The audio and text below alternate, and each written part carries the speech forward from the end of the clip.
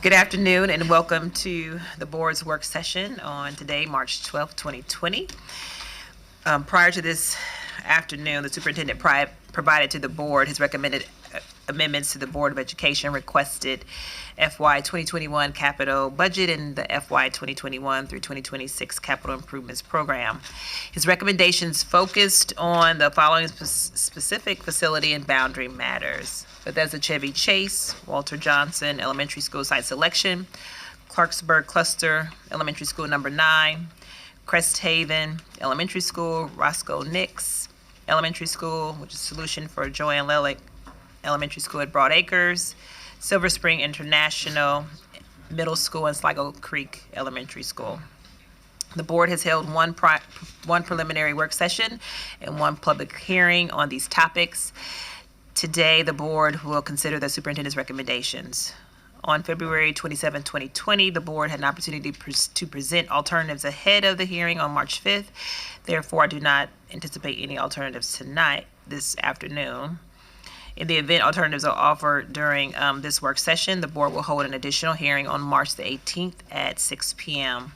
More information would be available on our website regarding how to sign up for that hearing. However, if no alternatives are offered this afternoon, the next meeting will be held on Monday, March 23rd.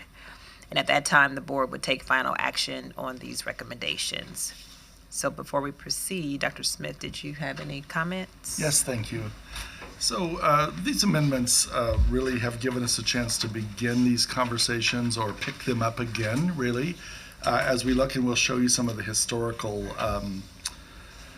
work that has happened in the last few years around these. But in the larger context, it's critically important that we remember that virtually every project we have has had to be delayed over time. And some of them, and we hear this often in our hearings, have been delayed 2 or 3 times, dating back almost a decade.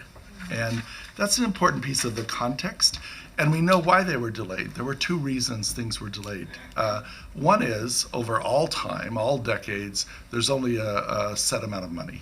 And so you can only do what you can do as you work forward, working with the county government, given their fiscal ability to bond and raise funds, and also protecting their AAA bond rating, which they absolutely should do. And we all support them doing it because that's the health of our future efforts. But something happened in 2009 that had a profound effect on this school system in this community, this state, and this nation, and caused many of the projects to get even further behind. And that was the Great Recession. And that lasted essentially for 5 or 6 years. For example, the school system was essentially held to maintenance of effort funding for its operating budget for 5 years. And those were the 5 years right before I arrived here. I know that for a fact. I've looked at all the graphs. And so since then, there's been somewhat more funding, but not to the level it was in the earlier 2000s or the 1990s. So if you were looking at the funding in 2005 and 6 and 7, it was just a lot higher. So a lot of things have been delayed or pushed back. The other thing that's happened that caused those delays and is capacity. Our growth, 25,000 or so students in the last 11 or 12 years. And that's probably a conservative estimate in my memory. So we've just had to pause a lot of things we needed to do for capacity. And that also becomes a significant challenge, and the key facility indicators help us think differently about that, but they're not going to create more money for projects. The second piece of this that is particularly important to remember and think about historically is that from early 1980s to early 1990s, we closed 61 schools. So we went through a time of really reducing the number of schools. We dropped from 125,000 students to the 86,000 or so students at the lowest point. And then things stayed reasonably slow growth through the 90s, and then growth just took off. Well, when that growth took off, then what happened is a lot of parts of our county leave little or no spaces to build schools. I mean, there are parts of the county where we could have 10 different choices on where to site a school, but where the population lives, the majority of the population, oftentimes we're looking at 2 or 3 sites, all with serious considerations and challenges in the site. because there just aren't spaces to build new schools in the same way. So if you look at the question today around Clarksburg, there's a space there. The challenge has been money and the incredible growth there. If you look at Bethesda Chevy Chase, if you look at Crest Haven and Silver Spring International, the challenge has been money and identifiable spaces to put new schools or new facilities. So just really think it's critically important that our community think about how all those complexities come together and make sense. So today we're ready to walk through the amendments with you, share options and ways of thinking about them, and answer the questions that were posed at the hearing, and whatever else, however the board would like to proceed, we're prepared to support that. Sure. I just wanted to acknowledge that we do have a quorum, and if I can just get approval of the agenda. I was jumping really fast. Okay. It's moved second. All in favor? And that is unanimous. And I just wanted to also acknowledge that Board Member O'Neill could not be here. She's feeling a little under the weather, but nothing major. So we just want to acknowledge her, and I know she's watching from home. So with that, you can begin. Thank you. Thank you. And as Dr. Smith said, what we wanted to bring back to you today were each of the four amendments that are before you for consideration. And in each one, we've brought back some information just to kind of flesh out the conversation. We're bringing back to you sort of an overview of the process and timeline that brought our thinking and brought the project to the point that it's in today before you. And then also bringing back any follow-up or specific information that has been requested in the course of your deliberations, either in the hearing or the presentation, or again, just as you've been deliberating on these issues. And then we really just want to sort of conclude those very brief overviews with talking about, again, what the recommended amendment is and sort of what the context is for that. So we'll just go through that information in each one and stop for discussion or further questions following for each of the topic amendments. All right, so we'll get started and dive right in and start the conversation around the Bethesda Chevy Chase Walter Johnson Elementary site selection process. So we felt it was important to provide a timeline on this. One thing I would say is each and every one of these projects, this has certainly not been an overnight project. Unfortunately, several of these have been for many years, just working through some of the challenges. And as you can see from this particular process, we have been looking at both BCC cluster elementary schools. We've been looking at the Walter Johnson cluster elementary schools for solutions for the past several years. In 2018 is when we, based on the fact that overutilization in both clusters was not to a level where both individual clusters could have essentially justification for a brand new school, we combined efforts to look at it from a combined perspective. And that is what has led us to the site selection process, the capacity study review process, and some of the superintendent's recommendation as well as the board's recommendations.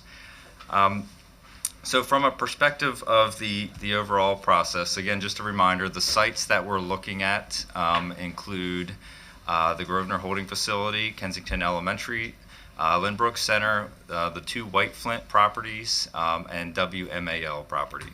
And again, just as a reminder, the Grosvenor Holding Facility is the largest of them at 10 acres, and the rest are in that 4 to 5 acre range, which quite honestly is the norm. What we're seeing is more of the norm in these densely populated areas, and that's part of the overall approach from our perspective is how do we take advantage and how do we start to think differently about these schools. So again, from a follow-up from the public hearing, I think we certainly heard quite a bit about the Grosvenor facility. The survey certainly had many aspects that a large majority of the WJ representation certainly feels that the Grosvenor facility is the right facility for this new school.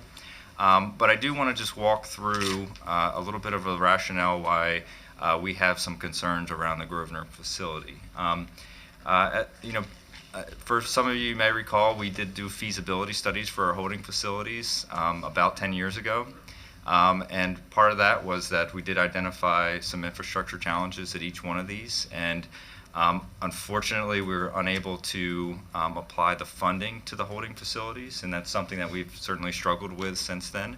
The KFI process looked at the holding facilities, also identified, some challenges, but we have slowly been chipping away to improve these facilities. I say that because holding facilities are critical to our operations, and for us just to pivot and to look for a different facility, there are challenges. There are fiscal challenges that we have to certainly understand and address. But I think we wanted to make sure that you understand that we have been looking at these facilities. We have been applying, our routine maintenance. We have been applying some systemic replacements over the years to try to keep these facilities in best condition as we can.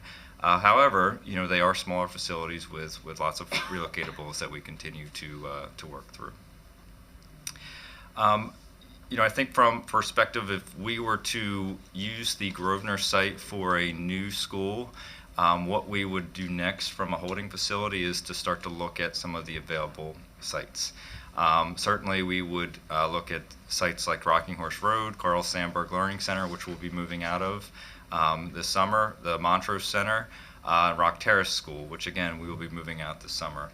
I think again, two of those facilities will be vacant, but certainly they are in the Rockville, closer to our area, so I think geography is going to be important here.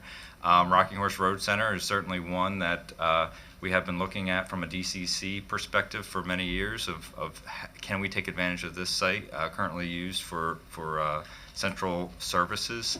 And Montrose Center certainly has a long-term tenant in it that we would certainly want to work through. I say that because if we are going to look at a alternative from a holding facility, we're going to have to walk through a feasibility study process. Some of the things that we heard through this study was we have to be cognizant of traffic and transportation, pedestrian safety. I would say each and every one of these has some challenges that we would want to walk through from a feasibility study perspective. Mr. Adams, yes. could I ask you a question? Sure. So I've been to Rocking Horse and to Carl Sandburg. They're really small areas.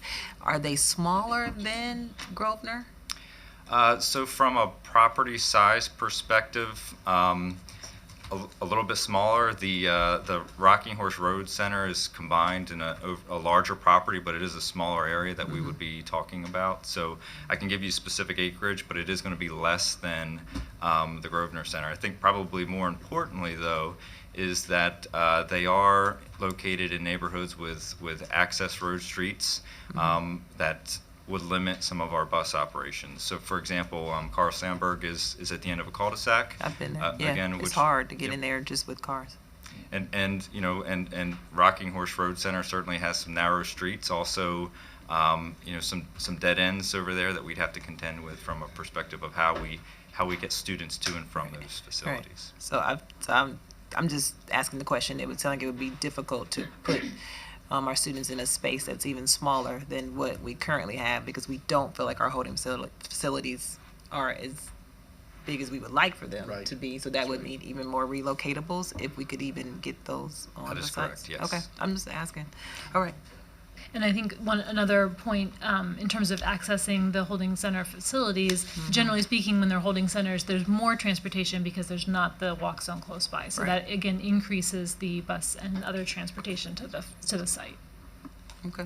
So I think for us to say that the Grosvenor site is not a really good site, we can't say that. It is a nice site, but I think when you start to think globally about our operations, the challenges of losing that as a holding facility are pretty significant. And from a recommendation standpoint, to look at a development site of which we are recommending does give us a bit more flexibility. And I think that's a theme that we're going to talk about today is we have been challenged from our communities to think differently about our CIP approach to make sure that we're thinking long-term, not just the immediate need.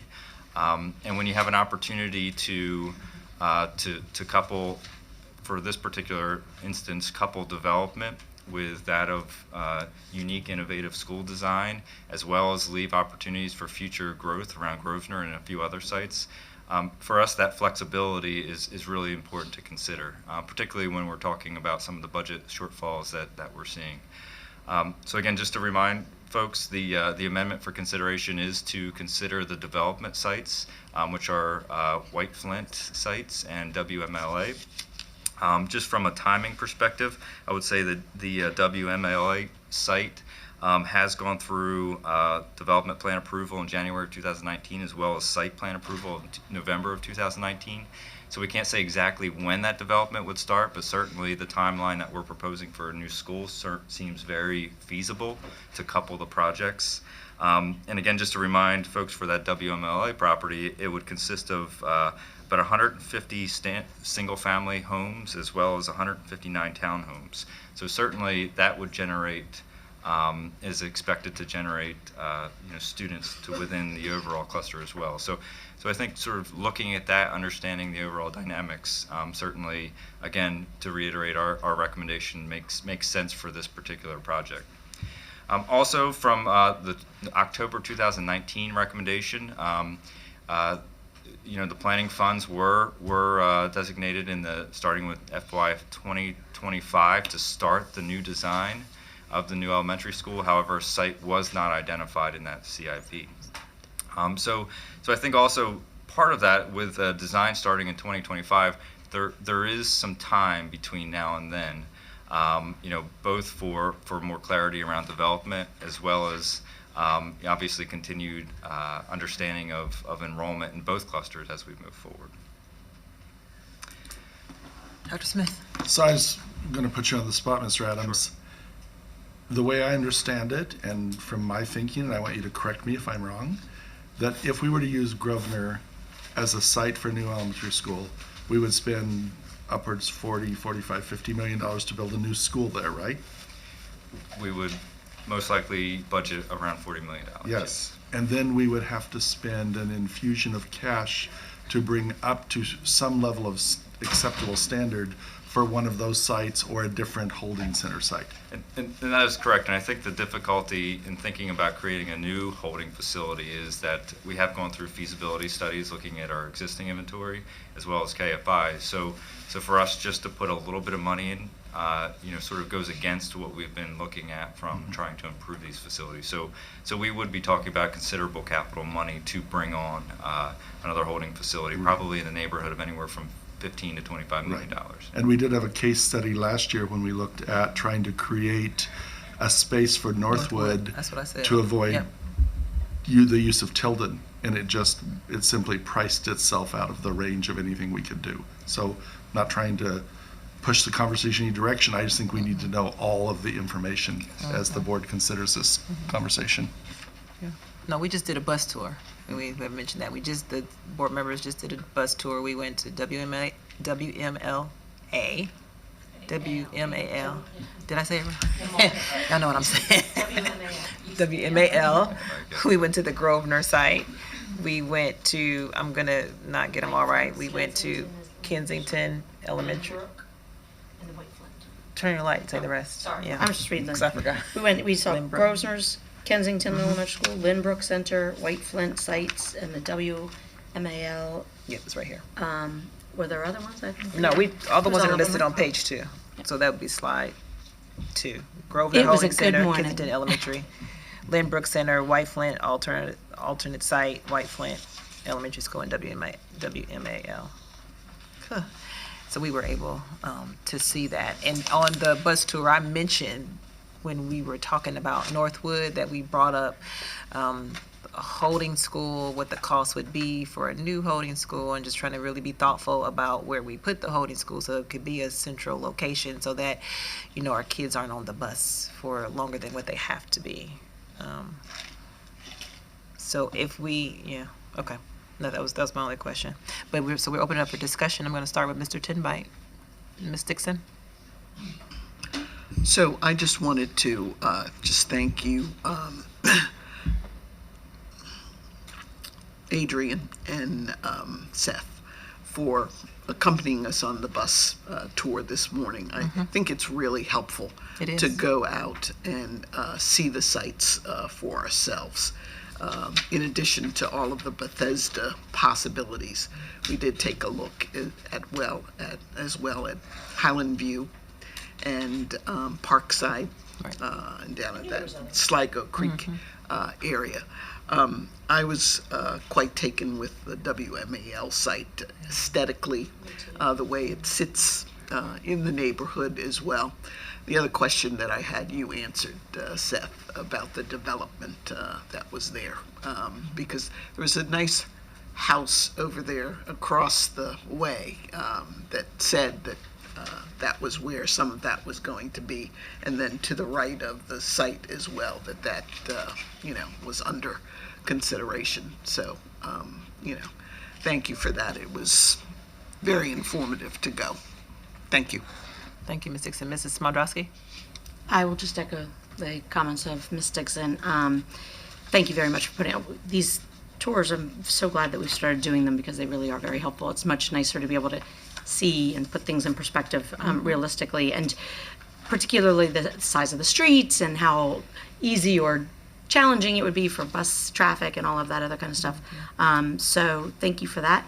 And I appreciate these little maps too. And if we can get them in bigger, that would be good. Though I did just take a picture so I could blow it up myself, but. Ms. Wolf? I too want to thank you for this morning's bus tour. And I want to thank Michael. He's an excellent driver. He is. He maneuvered streets that I don't think I would have even considered going down. So it's quite clear to me why some of these sites would not be suitable for what we need. Thanks again. Dr. Daka? All right, just as everyone was saying, thank you so much for accompanying us. And this is not our first bus tour. I want to make sure that everybody knows that we have, and you have provided for us to see the places that we're talking about. So, and you're right about Michael. When he got out of that parking lot where the truck was blocking him. Yeah. But thank you very much. No. Ms. Silvestri? Just some questions for clarification. What is the amendment exactly here? What are we amending? So when we left off in October, we said we would go through a site selection process and then come back for consideration of picking a site. Essentially, the board picking a site for this joint cluster. So what we're bringing to you is either we have the choice of picking one of what, as we've recommended, as Dr. Smith has recommended, one of the development sites, which would be the WMLA or the White Flint site, or an alternative site, that was not necessarily recommended, or possibly delaying the permanent selection until a later date. So that's really what we're talking about from a consideration standpoint. And the planning would begin in FY25? Correct. Which would be the calendar year, the summer of 2024. So about 4 years. Are there advantages to keeping both on the table or disadvantages? I think for us, if there is a selection of a development site, understanding how the timing fits into that development, I think we can certainly begin to partner with the developer a little bit closer. So that's certainly an advantage from that perspective. If we were to pick a different site, if we were to pick the Grosvenor site, certainly we could start to plan differently around how we carry out our major capital projects program, which schools would potentially need to go to which facilities as holding facilities. And then, potentially delaying, certainly we have the opportunity to monitor the enrollment as we get closer to the time to make sure we're making the right decision. So I think there's sort of pros and cons to all three options. Mm-hmm. There was some energy around trying to have a site so that there was an understanding of where it was going to be and that we could build momentum around that. But that's just general background on that. The 10 acres seems like a lot of land. Do you see Grosvenor remaining a holding site for years to come, or because that's a lot of land to have in your back pocket? Sure. So I think again, to have a site of that size in a rapid growth area with lots of development around. Certainly, could prove to be very beneficial to us in the future. Again, a 10-acre site in that area, you just don't, you saw the list. You usually see 4 and 5 acres, so that certainly is something to consider as we move forward. And again, it is in the heart of where some of this development is happening. So,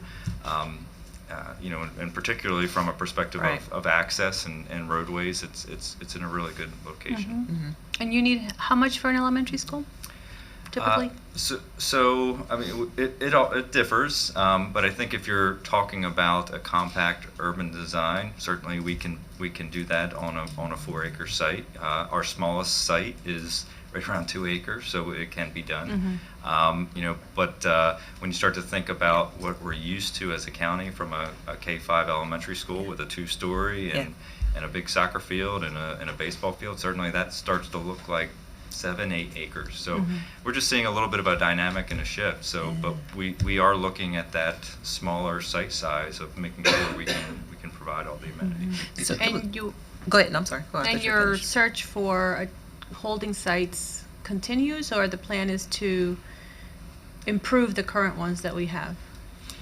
So the plan is to continue to improve the current holding facilities. I think also as you see in this list, as facilities come online, schools like Kensington Elementary that a year from now really had no idea that would be available. As they come online, they're really in great spots to start to look at them differently of how we could use them, not necessarily from a holding facility, but from a programmatic perspective. So I think every one of these facilities, particularly in this area, are really important, and we are looking differently at them as we move forward. But certainly if an opportunity arises to have additional swing space for us to do more in a major capital project perspective, we certainly would absolutely aggressively pursue that. Okay, thank you. Mrs. Mondrowski. Yeah, sorry. So just kind of following along with this. So if Grosvenor was used for the new school, 2 questions. First of all, why would WMAL be taken off of the possibilities of a site for the new holding school? So I think the challenge with that is if we left it on there, we're essentially saying we would open up one new elementary school for the cost of 2 elementary schools. And I think in this fiscal climate, that would be a difficult ask. So if we were to build a new school at Grosvenor. Well, what if it wasn't building a new school, though, if it was just fixing it up? So we would not necessarily recommend that. It is a smaller facility that we found cannot necessarily go from its current size to a 740. So that particular facility would be most likely a tear down and a rebuild. And again, that's similar to how the approach is for Northwood. You just can't add extra capacity above. So a small 1-story, you do have to come back and do demolition and add to it. So from a $40 million budget around that, from the Grosvenor site, to also create a holding facility, we would certainly budget the same amount for a new facility. So it would just be a tough ask to ask the county executive and county council for $80 million for just 1 school. Okay, I get that. Traffic and everything, when we went this morning, it was rush hour-ish. The road seemed kind of okay except for all the buses, but that's because it's a holding facility and they were in and out fairly quickly. What would be the traffic implications, do you think, for if we were to use one of the other sites? I was going to say, so by taking that tour today, it was really helpful to see the visual. It was perfect. We couldn't have timed it perfectly any better than what we did, arriving at Grosvenor to be able to see the buses lined up, and within minutes they were all gone. And when you think about the site for WMAL, you heard Ms. Dixon describe how it was the perfect location for a new elementary school. And when you think about that area, lining up all the buses, I just don't know how they would fit. So, and we talked about with a school, they would have a drive-in pull-in. So it was really good to have Ms. Karen Mijas and Mr. Adams there with us to talk about the setup of where the buses would be driving in, and just kind of directed us through all the thinking and the visuals of what you could see. And in that neighborhood, in that community, it just is difficult to see, for me to visualize a holding facility there. And then the question was asked, how much would it cost? I asked on the budget, how much would it cost to build a whole new holding facility? That's a lot of money. Like, that's an elementary school. And we said that when we were thinking about our needs, as we're putting money in the budget, that it kept getting put off to build a new one because of how much money it costs. And so when we looked at Grosvenor as a holding facility, we watched all the kids come in. We were able to see, we drove around the back to see where the play area was, to see where the relocatables was. It was far off from the neighborhood to where it just, I mean, I want to use the word to fit nicely, it did what we needed it to do for it to be a holding facility. That was in my opinion. And if I would not have been able to go and see that, I probably would sit here and ask the questions that are being asked. But when you see it, like, you know it works for what we need, right? And it happens to be in an area where, if I'm not mistaken, the parents aren't commuting that far to get to the holding facility for that particular school. They're coming from Lux Manor. The Lux Manor students aren't going a far distance to go to that holding facility. And the parents that were driving their kids to school were choosing to drive their kids to school, not because it was a long bus ride, just because they were probably like me when my kids were in kindergarten. I drove to school and they could have caught the bus. It was like a 5-minute drive. So it just was really helpful, and I know that we'll continue to do this as we make these big decisions, to go and see what it looks like, so that as we make decisions, we're informed and we know as board members exactly what we're deciding when we make these decisions, because we've seen it for ourselves. So can I finish asking my questions? You can. Okay. I was just adding in there. So I was just the curious, questions you so the other ones, the other sites that we looked at today, for example, they weren't listed either as other possible, but like, I know that Kensington Elementary School has something in it right now we got to see. And that is that too small for a holding facility? Well, I think one of it's probably not necessarily the building as much as it is the operations on the street operations. So what we saw today was a Lux Manor operation, which had quite a few buses, and, right. and you know, we do ask that in holding facility situations that we have as many as possible take the bus. But I think with the close proximity, we did see a lot of drop off today. But that's not always the case for every holding facility. Sometimes the schools are traveling from further distances, and it's just not practical to drop students off. So right. the number of buses involved is certainly something that we have to consider.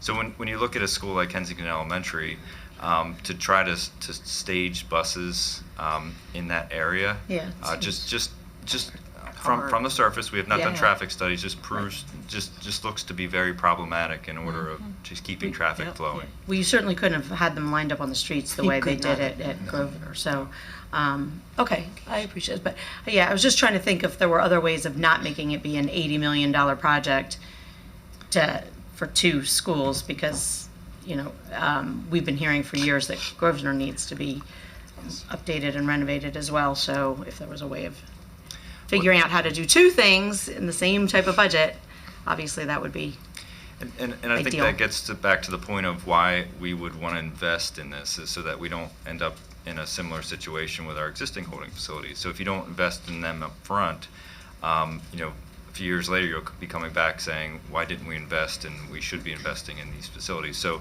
if we are going to lose a facility, a holding facility, we are going to try to be as fiscally prudent as possible, but you're still going to need to invest money to make it a functioning holding facility. Because the holding facilities always end up getting kind of bumped to the wayside because they don't strike as a priority. But I do know that there's community concerns about the development that's going to take place in some of the developed properties and how that'll affect traffic in the area and stuff like that, even though the roads, we didn't see any traffic now, but that's because there weren't any houses around there. So just trying to keep all that in perspective. Ms. Dixon? Yeah.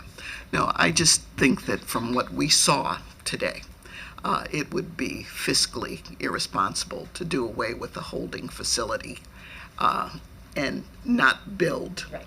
having to do 2 Do you understand what I'm saying? So double the price for one school would not be a good idea. I think Dr. Smith is absolutely right about that, just in terms of, what the financial situation is now and, just moving forward. And so I think that, we really have to select what would be the best site to build a brand new school without taking away the holding facility. Okay. So we went around to everyone. We can continue on. Thank you. Clarksburg's next. Okay, so from the Clarksburg Elementary number 9. So again, just as a reminder, Clarksburg Elementary was built with a capacity of 311 students. Wait a second, I'm turning around here. I'm sorry, looking at. So Clarksburg Elementary does have a capacity of 311. We're looking at the new Clarksburg number 9 from a 740 perspective. As you can see in the chart, you can see the overutilization within the cluster. Obviously, Clarksburg Elementary, as it is now, is significantly over, and that is because the service area is part of the Cabin Branch development community. But I think certainly understanding the overutilization is certainly an important aspect of the next steps here. Again, from the public hearing and understanding of the pre-K PEP classes within the cluster, all of these classes are identified in our CIP, but we're showing you today the numbers at which facilities. And again, I think it's important to point out that every one of these spaces is a designated room, so it's not just used for a partial day and then a kindergarten can move in at the other. It is a classroom, essentially a kindergarten classroom or a first grade classroom that is taken away from the overall building. So from our perspective of being able to utilize a facility for these functions, you do have the opportunity to free up additional capacity and space within the buildings. So it's 14 classrooms on that screen. Yes.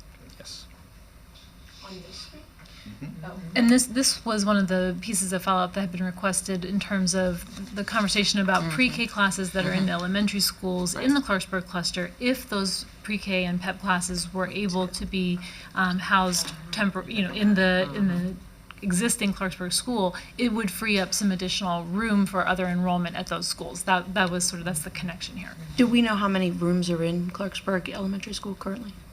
How many pre-K rooms? No, just yeah, because you're saying we'd be moving 14. And No. Oh, what Dr. Smith was saying, if you add up all the pre-K and PEP, that equals 14. Right. That's not, they're all in different schools. They're not at Clarksburg. Actually, I thought the Clarksburg point- Elementary School doesn't have any pre-K or PEP. Right, I thought the point though was that those classes would then be taken out of these schools and moved into the. Correct. So that's what I'm asking you. Potentially could be 14. Right, and there's And there's more. There's enough enough room. room. Oh, yeah. There's definitely enough room for that, yes. And, yeah. Do any of these, which of these schools have over-enrollment? Do you want to go back to the other slide? So the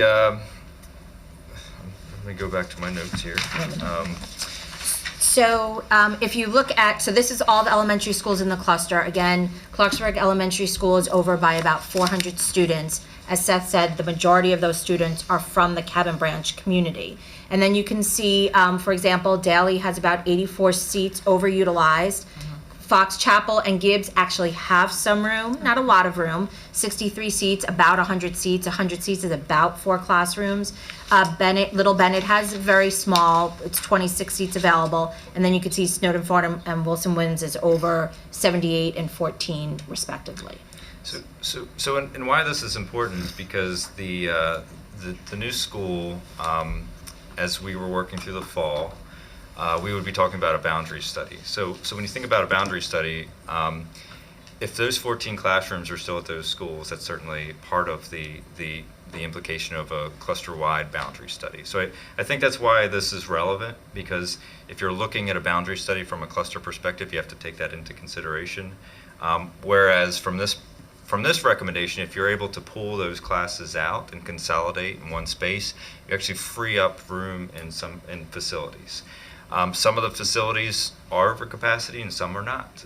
So Gibbs, as you can see, has a large share of those classrooms, but they're not over capacity. So we're not saying that this is going to solve all of the capacity challenges, but it's a factor of when you're thinking about an overall boundary study in the cluster as a whole. Dr. Smith? Can you just talk briefly about how the projections work? You know, we talked about being prepared to do this. Talk about how the projections work and the comments we got at the public hearing about, well, we already have more students than what you're projecting, so how can you say you're projecting this number? We have more than that. What's the genesis of those, and what are people thinking about when they make those statements? So a couple of things that we heard, and we hear it a lot, is that, my school is overcrowded, the enrollment projections must have been wrong. We actually know the school's going to be overcrowded. And unfortunately, and we just talked about this, what the needs are in the county is that you do have to weigh some of those needs. If a school is 60 or 70 kids over, but another school is 400 kids over, you have to decide where your priorities are with the funding that is available. And it's the same thing up in Clarksburg. We knew that growth was coming. We knew that Wilson Winds was going to open and be overcrowded. We knew Little Bennett was going to be open and be overcrowded. But at the same time, we had to figure out how to address the Clarksburg needs as well as the other needs around the county. And so we lined up those elementary schools knowing that schools would be overcrowded, and then they would be built, and then we would actually be able to fill them. In this case, it's a little bit different, whereas if we go ahead and do the new school and have the existing Clarksburg, you're actually having a school that would be a little over half full, waiting for the development, for the kids to come, for that future growth to come in time. So it's just a different philosophy, and again, with all of the needs in the county, it is where those decisions are made. As far as the enrollment projections go, what I said at the last work session, just something to consider, is that there has been so much growth up in Clarksburg, and we know there is more growth, and actually we've identified where those remaining developments are. They are in the projections because a lot of them have planning approval. We'd have to go through which ones do and which ones don't. But the idea that as part of doing enrollment projections, one of the things that you do look at the kids, how many are there, how many move up. We call that cohort. If there are 50 kindergartners, there's going to be 50 first graders. You just move everybody along. You look at the births and what that impact will be for kindergarten. But then you do look at the development, and the example that I sort of gave, if there are the houses that are currently there now, that currently have elementary school kids, once those kids get through elementary school, unless all of those families decide to move, those houses will not have elementary school kids anymore. They will now have middle school kids, and they will have high school kids. So the idea is if we don't fill it with something, actually the enrollment will go down. So the idea that when people look at the enrollment projection and say, well, we know all this development is coming, that we must have another 1,000 kids that are coming. What has to be taken into account is the number of houses that are currently there. And because they were built and people moved in all at the same time, it's not about an older neighborhood with turnover, but actually they all sort of came at the same time. They're all going to start moving at the same time, in which case, unless there is new growth coming in, new students coming in, that those numbers will actually go down. And so, yes, and that's what we're saying. So you have all of the existing homes that are currently there. Those kids are now going to move from elementary school to middle school. So those houses will be empty of elementary school kids, not empty of kids, just of elementary school kids. Then you will have new growth coming in that will then backfill those elementary schools that would have lost students if the growth wasn't there. And so, and we do have, if you look at our enrollment projections, we actually do have them growing. It's not that we don't have or recognize the growth. It's just that we have the growth in consultation with what is now actually happening in those neighborhoods, which is those existing homes are actually, the students are starting to age out of elementary school and will now hit middle school and high school. I have a question. Ms. Wolf. Okay, I understood what you just said. I think what I heard from the public is they're trying to understand why we start with a number that's lower than the number of kids that are in the school, so that by the time you get to the 6th year, you're just getting up to the number of kids that are currently in the school. Can you talk about how So with Clarksburg, looking at their enrollment projections now, let me just flip to that really quickly.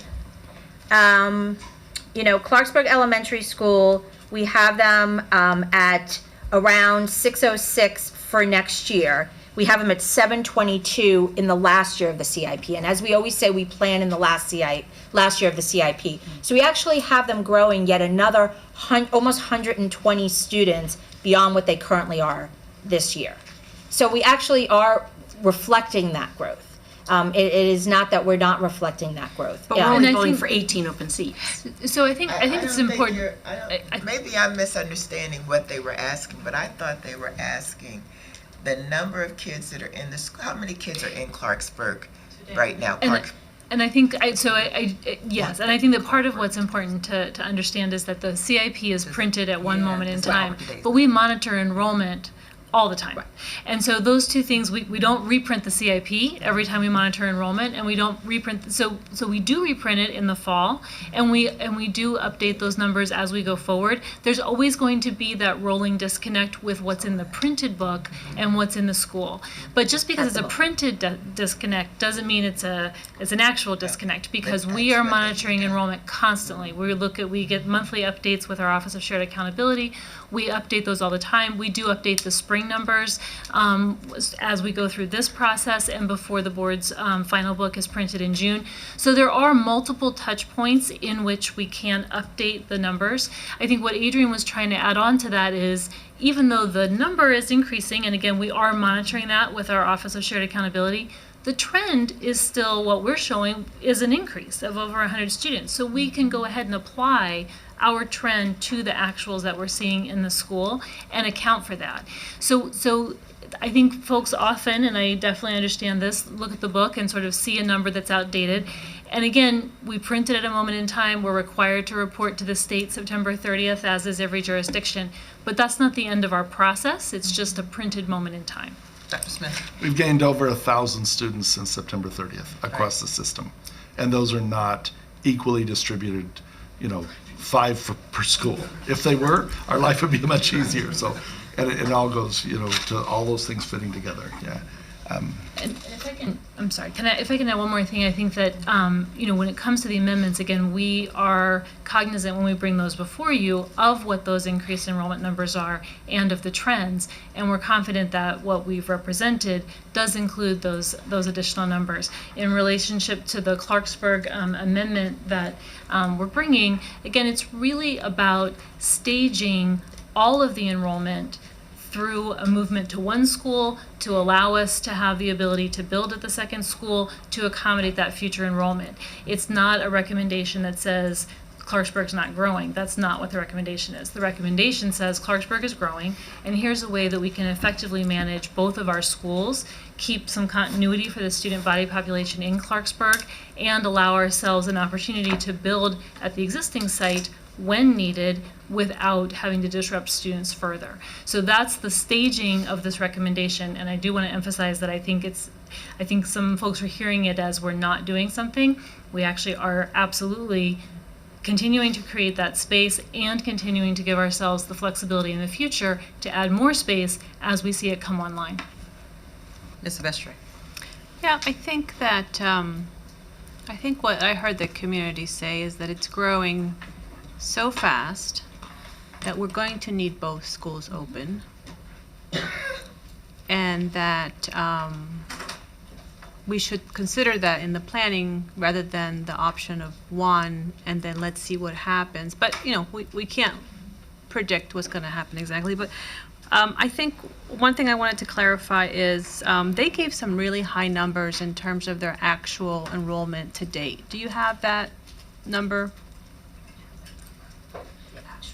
I don't mean, it actually seemed have like the current moment. Actually. With the current enrollment, they're going to reach the 2025 number next year. Could you get that? So for we us, can certainly please? bring back the actuals at this moment. And again, I think that there is movement in the system as it goes forward, and so we can take that into consideration. But again, I also, if as we move forward into the planning process for the new Cabin Branch site, we can always leave the existing site open. It just requires taking that action to set up a boundary study. And then again, if we do need to build at the existing Clarksburg site in the future, we would need to take those kids out and have them be housed somewhere else because we can't construct with them on site. So that's sort of that staging piece. No, not necessarily. So I think one of the things, I think maybe a different way of thinking of this, and again, starting from that initial conversation of thinking differently long term. So part of the thought process here, so you move Clarksburg Elementary to a new facility. It fits the number of kids projected, and it's projected to continue to rise. But that gives you the opportunity to then build out Clarksburg Elementary in the future to meet the future needs as well, to understand what those future needs are. If we leave Clarksburg Elementary as is now, we do the boundary now, and this is for the second way of looking at it, and the either Clarksburg Elementary or the Clarksburg number 9 fill up, you're in a then now what mode. And I think that's what we're trying to prevent is, okay, what do we do now? What's the next step?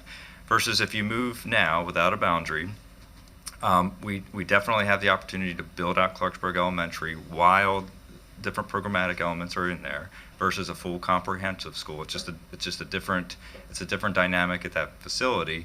It just gives you that flexibility to be able to adapt to that growth, build without disruption of moving kids potentially to a holding facility in Gaithersburg. It just gives you much more flexibility in order to move forward. And I think from our perspective, it is that longer term thought of, okay, what are we going to do if we do this boundary now and schools start to fill up?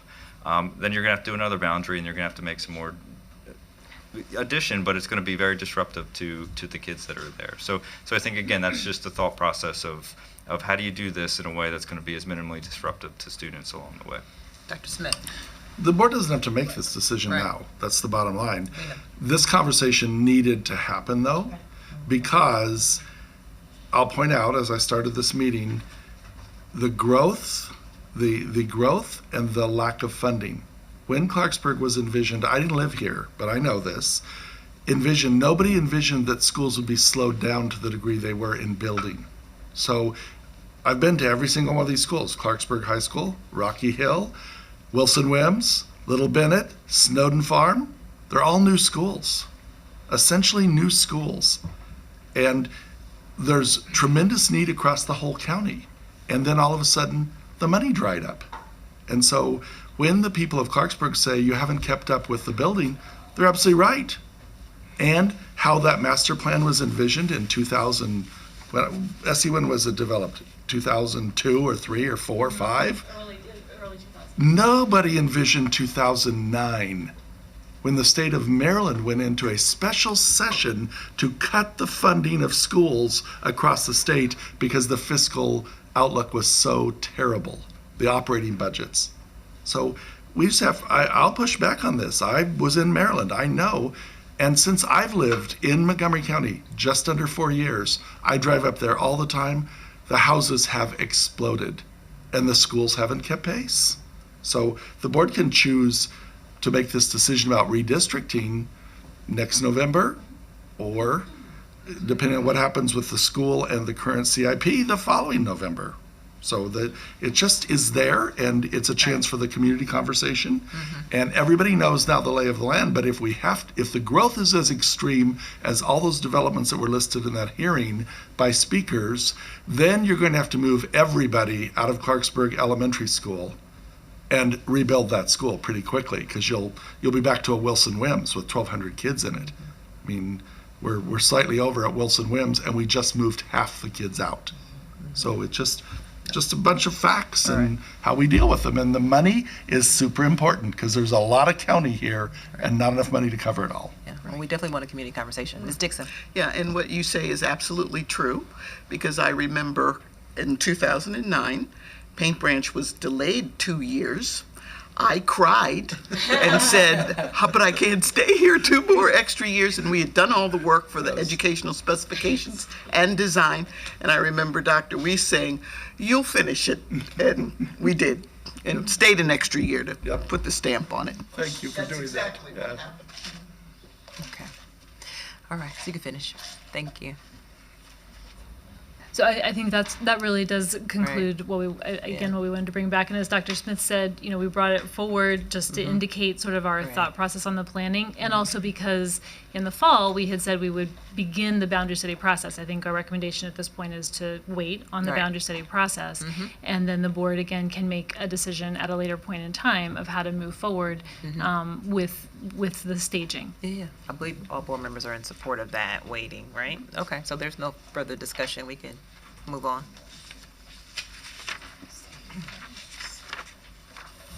All right, so Crest Haven, Roscoe Nix, Joanne Lolich. So again, just to remind folks, Joanne Lolich is at 900 plus students. Currently 10 relocatables with 2 additional relocatables coming this summer. Feasibility study was done several years ago to look at was there any options to build a significantly bigger school, and the reality was that there was not on the existing campus, and that led us to, are there schools within close proximity or closer proximity to be able to address the challenges? I think the growth at Joanne Lolich has certainly continued to rise. You couple that with construction costs, you couple that with an understanding that the Joanne Lolich community is a walking community. I think we heard today there's one bus that does service area, which theoretically should be walkers, but we try to make sure kids have access to the school, and the rest are special education buses. So I think that just gives you an idea that of those 900 students, they are all within the walk zone of that particular school. So the amendment that is for consideration is to pivot the approach of building additions at Roscoe Nix and Crest Haven, and pursue the construction of a new 3-5 elementary school within that walk area of Joanne Lolich. We are pursuing properties that are in that walk zone, and we are very confident that we have one that would meet the needs of that community. We just can't necessarily announce it today because we're walking through those steps of making sure that the board has access to that, which we are 99% sure that is the case. But for us, all right, we'll back it down, 94. Under promise, over deliver. We're 90% hopeful. Yeah, there you go. But the thought process is to build a new 3-5, and the understanding is from a 3-5 you can build that a bit more compact than you can a pre-K, kindergarten, first grade, second grade, but be able to keep that community together in 2 different schools, but together, and also look for ways to improve the overall community from amenity perspective is the recommendation. So again, from the superintendent's previous 2019 recommendation was to explore these options, and what is for consideration is essentially an amendment to the CIP to shift from 2 addition projects at Roscoe Nix and Crest Haven to a new 3-5 elementary school for Joanne Lolich Elementary. Okay. All right. Dr. Smith. So I forgot Hallie Wells. It's also in Clarksburg, also a new school, since the 4th year. Yeah. Okay. I was wondering actually. Yeah. I was thinking about it. Yeah. So I'll start with Ms. Dixon. Do you have any comments? Did you want to add? Okay. So I'm going to make the assumption nobody does. We can, Ms. Silvestri. Why wasn't this option available originally? So I think originally when we did our feasibility study, we were limited in our approach to just our facilities. I think along the way, as the scope at those individual addition projects grew, so did the complexities and so did the disruption at those elementary schools, and it really forced us to take a step back and say, did we turn every stone in this process to see if there's a better solution? And I think for us, again, a different way of thinking approaching this in a different perspective of, what can we do from an overall community perspective, potentially building a second school in that vicinity just makes sense in today's fiscal market.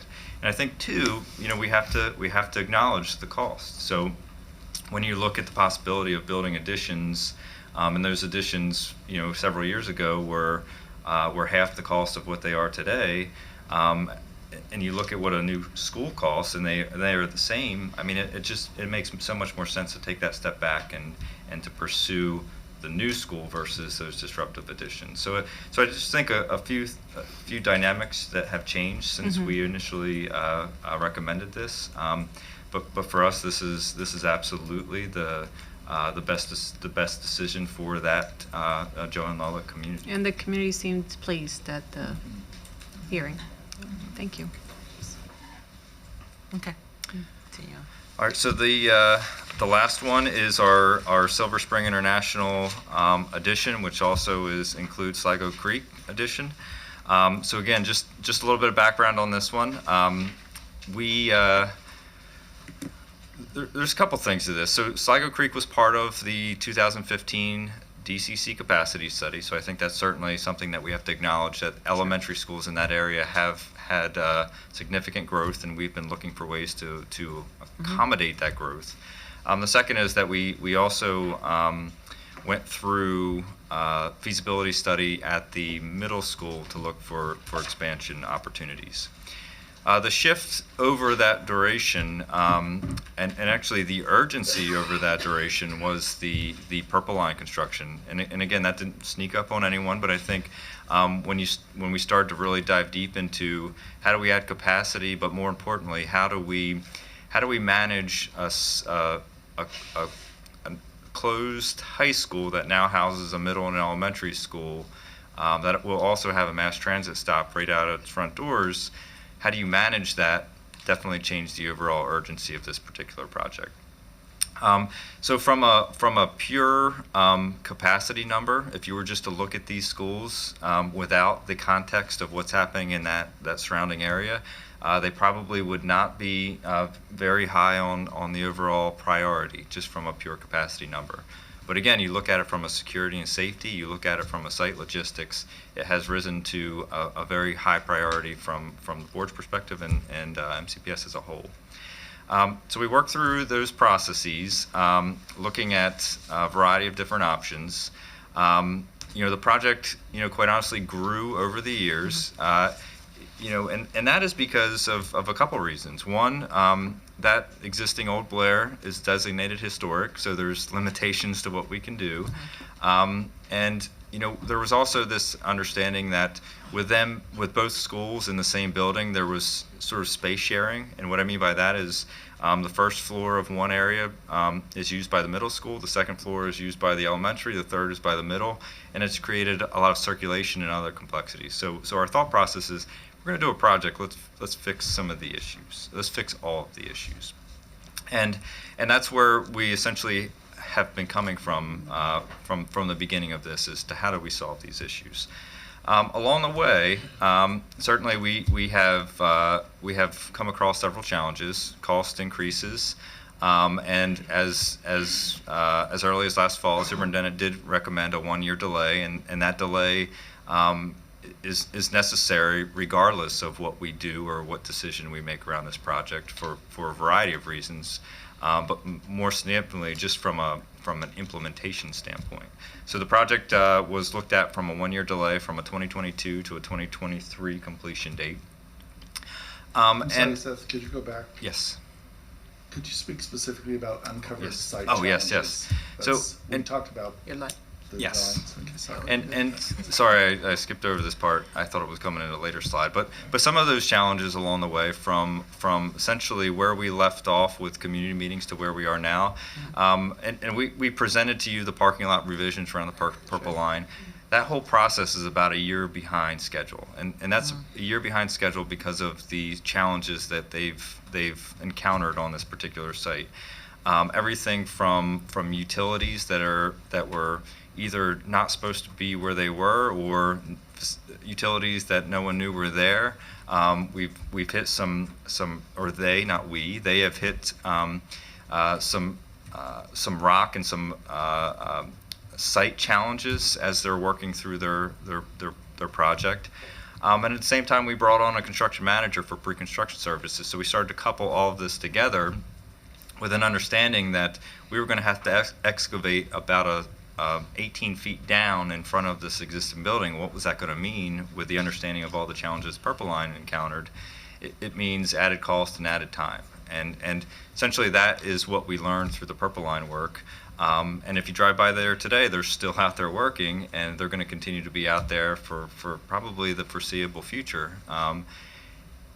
Probably uncovering new challenges along the way too. So I think that's just that understanding of what's happening on the site, and from an unforeseen condition perspective, has really been important for us in where we have gone from an overall evaluation perspective. But I would say from a timing perspective, we probably have had more meetings on this particular project than any project in the last decade, and we have had engagement with the Purple Line folks. We've had engagement with the county, with both the parks and recreations, the transportation folks. We've had multiple work sessions, 5 community presentations, a 14-page Q&A document that's been posted on our website. We've stayed in constant contact through email and telephone correspondence with PTA and construction representatives from the PTA. Again, a big part of this was when a construction manager was selected through community selection process that has really helped shape sort of the constructability and the next steps. But I would say in all of this, some of the striking feedback that we received from the community was, are you thinking big? Are you thinking globally around, if we do this, we make this investment and we continue to grow, sort of what if? What happens then? And I think that was really telling for us as we were going through the process, because we could certainly be sitting here talking about a $40 million project, and in 5 years, if either the elementary school or middle school grew, we have no options at that point. So from our perspective, the investigation of this alternative site from the Fairland holding facility really led us down a path of thinking very differently than how we have typically approached these types of projects. So rather than just fix the issue today, what we're bringing to you for consideration is this is a long-term fix that will give us a different type of flexibility as we move forward, and I think that's really the heart of the overall context. So I know from those community meetings, the understanding of not being a part of it. Certainly, we have been going through intensive investigation with our curriculum folks. Facilities is not going to make a decision that's going to impact the curriculum side. We certainly do not want to be in that place. We were headed down that place in a couple of the scenarios, and certainly that feedback has shaped how we have continued our development.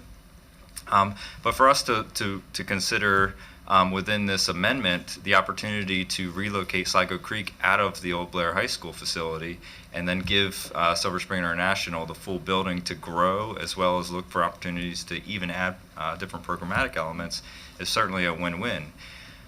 The only downside, which certainly in some ways can be looked at as a downside, we're sort of looking at it as a positive, is that we can also couple in Highland View, which is very much in that close proximity, an opportunity to add there on a much more aggressive timeline than they've ever been before, and in a way that would solve a lot of the existing challenges they have at their site.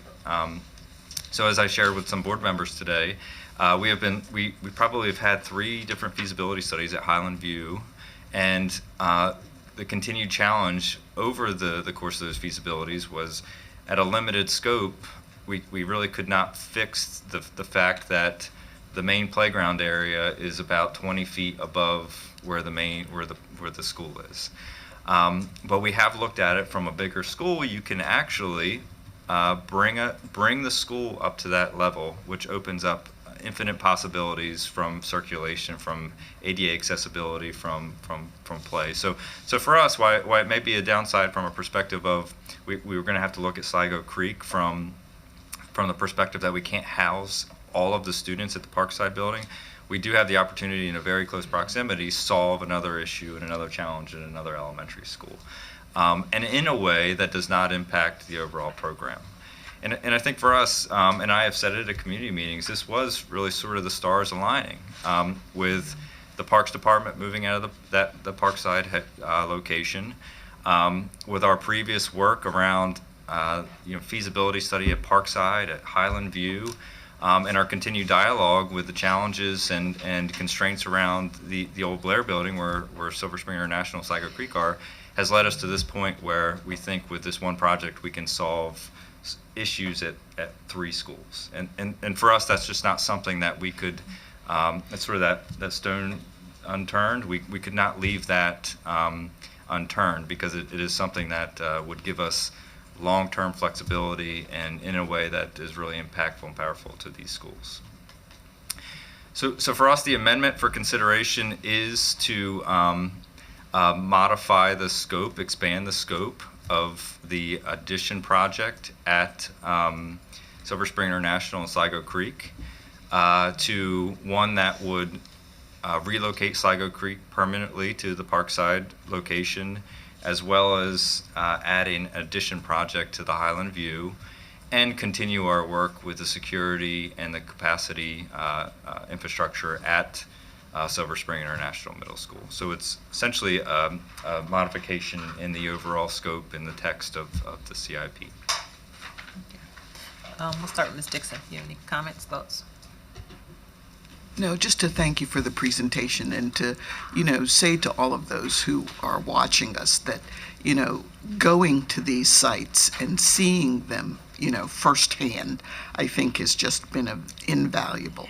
And, the board started this a couple of years ago. I don't know what was done before, but, we are in very, very good hands with you, Seth, and Adrian, and Essie.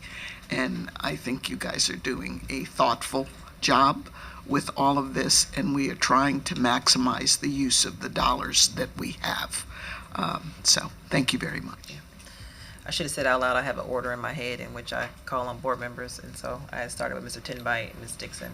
So now I will go to Mrs. Smodrowski.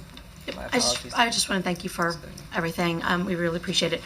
I have one question that I'm potentially just going to email you about, and it has to do with during testimony, something came up about observation drive and that in terms of the Clarksburg stuff. And so I would just like a little more clarification, but without knowing more about it. So if it's okay with you all, I'll just reach out to you offline and then get some better understanding. Unless you have something you can tell me about. No, now. I just was going to say we're happy to answer the questions about observation drive and share them with the full board. That's Okay, thank you. Ms. Wolf. Thank you for the presentation. I just have, it's not a question, more of a comment. One of the things I heard at the community meeting was that they felt that you had not been in touch with them enough. And they mentioned 3 meetings that were canceled. And I noticed on slide, I'm showing it as number 22. You don't have to pull it up, I can just tell you. It shows that your community meetings were in the spring of 2019.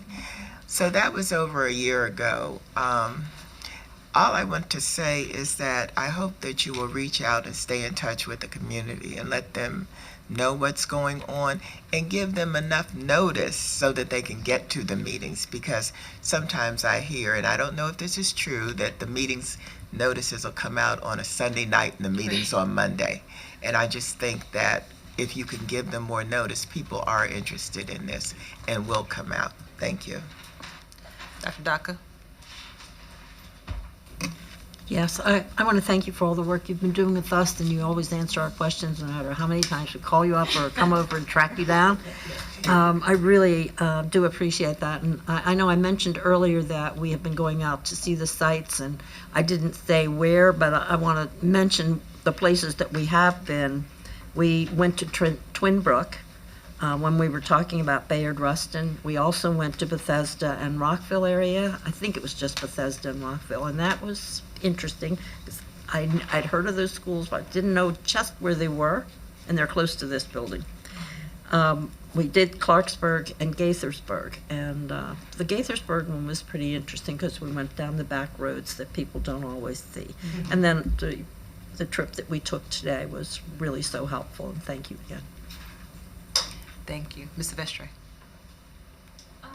I wanted to ask, I think the community concerns were more about this most recent change and getting time to reflect and come out to testify and just, I think that was the why they were upset about that. What do you need from us today? I'm still new at this, so are we discussing, deciding?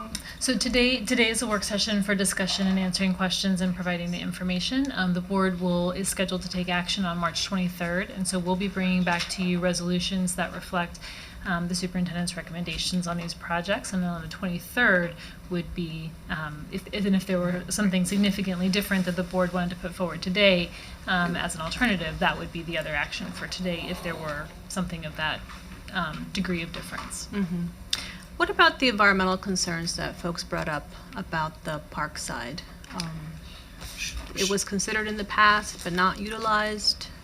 Yeah, so the challenge with Parkside is we looked at it previously from a 740 school, meaning our largest elementary school. And in order to be able to accomplish that, it would have caused significant environmental disruption at the Parkside. As well as the relocation of the Acorn PreK facility. So that's why what we're recommending now for consideration is a smaller model that can fit within where the existing footprint of where the old Parkside Elementary is. Mm-hmm. That preserves the stream buffer, preserves as the significant forest area around the Acorn Preschool, as well as retains the Acorn Preschool facility as it is today. So for us, we looked at it in the context of a bigger school, and it just was not feasible from an environmental perspective. But if you scale that back, certainly it is achievable. And I think it's important to say that when we looked at it, the 740, that was also at the same time of that 2015 Down County Consortium mm-hmm. larger capacity study. So we were not mm-hmm. really entertaining smaller buildings at that time. We were just looking at maximum mm-hmm. size buildings. And that's why we did not look at a smaller version at that time. And I just wanted to add too that a lot of these ideas that we're talking about really have been present in all the iterations of our conversations with the community. Some of the conversation about whether the Sligo Creek community would be at the central at the current Old Blair facility or have an offsite location. Parkside was talked about. So in those community conversations, there were different iterations. And one of the things that was going on for us in the fall was honestly some engineering work. And so at some point there is sort of that need to do that work as well, and then try to bring the information back to the community. So I think some of that cycling is what we see in the pattern of our community engagement there, and wanting to really bring that back and again have this conversation in public. And if I'm understanding this right, the current school would go half to Highland and half, would you divide it up by neighborhood versus immersion? So that conversation is one that we would need to explore from the perspective of sort of a boundary study kind of conversation, but very closely with our curriculum and school improvement OSSI colleagues around how to shape that with the community. Mm-hmm. And we also heard kind of the nostalgic historical context of the oldest French immersion program in the country and how to maintain, and there's something to that. I mean, it's something to be proud of, and we don't want it to disappear. Yep. I have something unrelated that I'd like to say. Should I say it now, or? You can say it whatever you want to. Yep. I know that the boundary analysis has begun for Gaithersburg Middle School project. The boundary study for Gaithersburg Elementary School? Elementary school, sorry. Yes, for the Gaithersburg Elementary number 8. Yes. Right. And so I just, as you begin the community engagement process, that's a super diverse community. So please, please, please, please go out of your way, seek help, ask friends. we gotta have a representative participation in those meetings of our community. So thank you. And go where they are. Mr. Tinbite. I don't have any questions as well. Thank you for the presentation, and I too wanted to say that the bus tour was very valuable. So thank you for that. Dr. Smith, any closing? One thing I'd like you to follow up on, because it was said at the hearing, and we didn't mention it today, is there was the 1 or 2 comments about the potential for flooding in that area. And having driven through there, I just think that's something that we should address. So if we could do a follow-up back to the board, kind of with the potential in terms of the identification as to how it fits in a floodplain and all those sorts of things, so that we know we've actually, covered that topic. Because we discussed it on the Sure, bus. and that is a great point, about the floodplain. There is an area of that site that does routinely flood in major storms.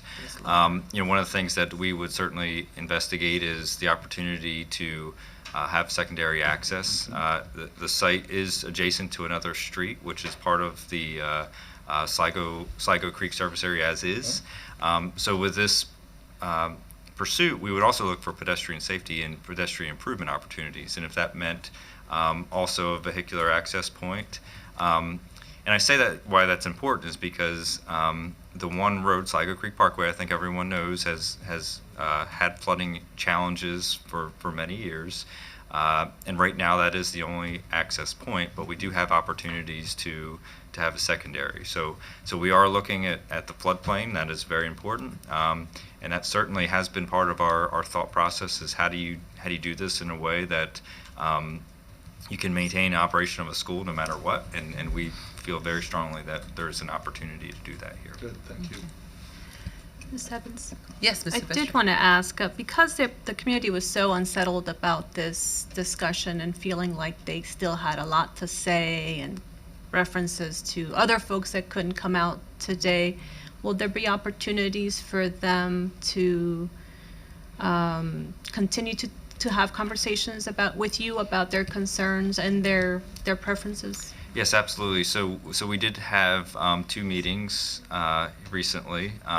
They were not necessarily 2-week look-ahead meetings. So at those meetings that we did offer up the opportunity to come back in mornings if we can meet with some parents, if it makes more sense in the mornings, midday, right after school, and in the evening. So we have left that offer at each of the schools. And certainly we'll be in contact with the principals to see if there's an opportunity to get as much engagement and feedback along the way. Dr. Smith. And let's just be clear, though. What this amendment says is that the board would identify this as the site solution.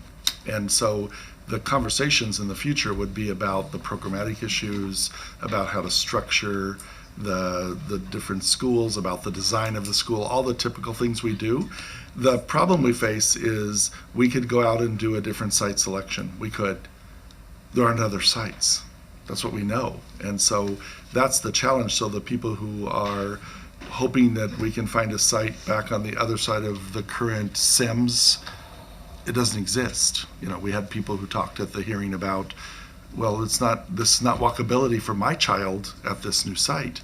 And so those things, and I always invite you to correct me right here in public if I'm wrong, but going back and looking for another site is probably not what I could recommend at all, because we've searched. This has been on the table since before I came to this school district. I've been talking about this situation for my entire time here. In fact, we've been talking about all of these situations for my entire time here. And it goes back to my opening comments. Sites are tough to find in some parts of the county, and in parts where there are sites, then money and growth are the problems. And so it's just a constant pull. So I didn't want us to think we were going to go and have a different conversation about a site if indeed you adopt this amendment, which you will choose on the 23rd. And I think just to add just a little bit of clarity of if we were not to if we were to go back to the original scope, we still need to utilize the Parkside facility from a temporary perspective. And that was what we discussed. This is where we left off with the community, was a deeper dive into the Parkside facility. So Parkside is something that we absolutely need in order to accomplish this project successfully. So I think that's a given. The only alternative is looking at Parkside from a temporary perspective and splitting the school up from a pre-K to 2 for the duration of the construction project. And I can say, from what we learned from our curriculum folks, to split up the immersion program for that 2 years is going to be extremely impactful. Again, the reasons why we took a much deeper dive into this. So I think from what I would just be very clear from a board perspective, if there's no change to this whatsoever, we still need the Parkside building, and we will need additional money to be able to do this work, and it will be disruptive. So I think I just wanted to be very clear that there's not really an option where we find a different site in a different location or a different school that would solve this challenge. This is a challenge, and it's going to be difficult to undertake this work, no matter how you look at it from a CIP perspective. And so that's why that tour was important today, to be able to look at that. And so we were able to see Parkside. And what I remember hearing from the community during the last public hearing is that they didn't want us to touch Acorn, right? So we saw that, and we asked the question about the flooding, and you were able to show us where it typically floods, which is far away from the school, like where the kids would be. So I guess I'm going to ask the question in a minute if anybody has any amendments to bring forward, but I didn't think so. Dr. Smith, I didn't want to cut you off. No, that's fine. I was just, were you going? Excuse me. Go ahead, Dr. Daka. I just wanted to say, I know that you said you're going to do the meetings with the community morning, noon, and night, but don't forget the translators. Just to clarify, so we said we would be having community meetings. The morning, afternoon, night in the short term was also to be able to go out and have conversations before your what is the date, the 23rd as well. So we wanted to make sure that we made ourselves available to answer any questions that were left that we could also bring back to the board. So I think from a perspective of we absolutely are committed to that long-term engagement, but also even from a short-term perspective, if there's any questions between now and when the board comes back, is what we have been discussing with the principals. I also just want to say, and I really, these are all human judgments, and this board has shown itself to be very thoughtful and very prudent about what you do. And when you agree with my advice, that's great. When you don't, it turns out great too. It really is. It's fine. But there is something you said earlier, Seth, that I don't want to get lost, and that is the overall benefit of providing more space in the Silver Springs International School, middle school facility. That's a long-term benefit to that school, and the very children that go to Sligo Creek right now, most of them will go to Silver Springs International School. And so when we think about this, I always do try to think about the long-term benefit. What does 5 years, 10 years, 15, 20 years out look like? And that's why we brought this amendment to you, because we think it's a better solution for the community and the county overall in the way we use our money and in providing flexibility to make changes in the future that will be potential situations that we'll all face, or whoever's here will face at that time. So. Okay. Ms. Ostrowski, yeah. Thanks. I just want to kind of reiterate Ms. Silvestri's comments about the Gaithersburg boundary study, and also in reference to these communities here. I appreciated her comments. One of the things that came up the last time we did looked at the Gaithersburg Elementary thing, was that while we had several different community meetings and at different times, at no point did we ever actually have one like at Gaithersburg Elementary School where there's a lot of walkers and a little bit easier access. That's what they said. So just keeping where we, making sure we're going to the people that we want to hear from, I think is going to be important too. So just to clarify though, so our meetings were held at Gaithersburg Elementary. We held meetings at various sites, and we conducted those meetings in 2 languages. So one meeting was held in English, one meeting was held in Spanish, with content experts. And we certainly will continue that work. I think that certainly the challenge is we need to have a central message, but we also need to figure out ways to get to individual pockets of the overall Gaithersburg cluster communities, and we will continue that work. But we certainly have looked at it from a perspective of walkers. The school was able to couple the meeting with a promotion ceremony and some other activities to actually draw more families out, and we found it to be very successful. So we will continue to do that. I apologize if I misunderstood. The cluster coordinator at the time had come and testified that, I don't know if you remember, Steve Augustino, I think was at the time, that we hadn't had one actually there, and so I just wanted to make sure. So, excellent. Thank you. I'm sorry. And just because you were speaking of the boundary study, just to let you know, we've held our first public information meetings. We held one at Gaithersburg Middle School and one at Forest Oak, and we're going to continue to do that.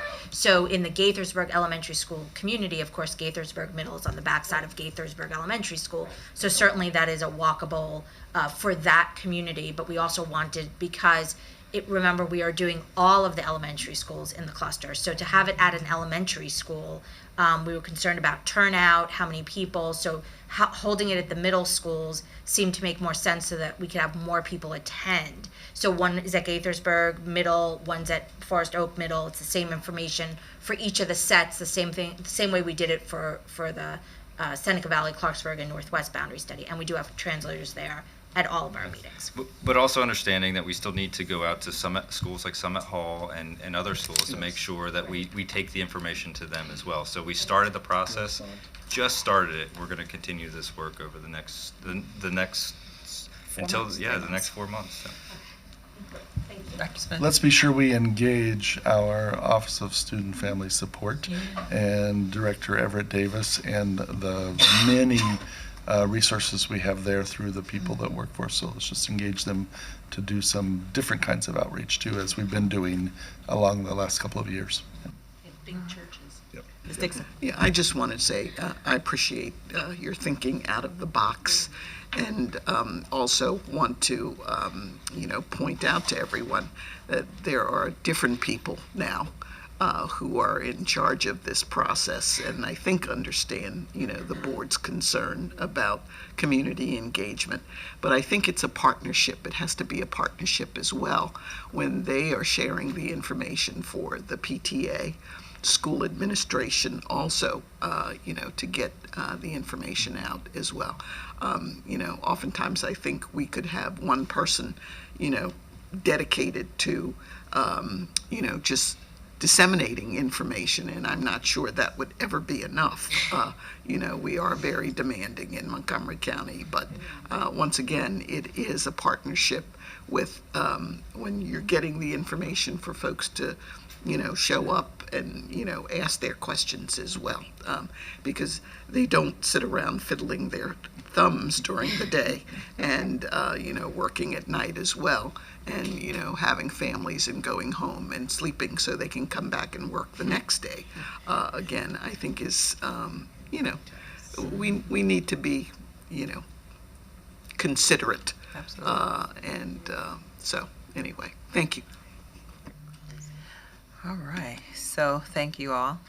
All right, seeing that we have no amendments to bring forward, this concludes our Facilities and Boundaries work session. Thank you to my colleagues for asking good questions, and as it was stated, we enjoyed the tour.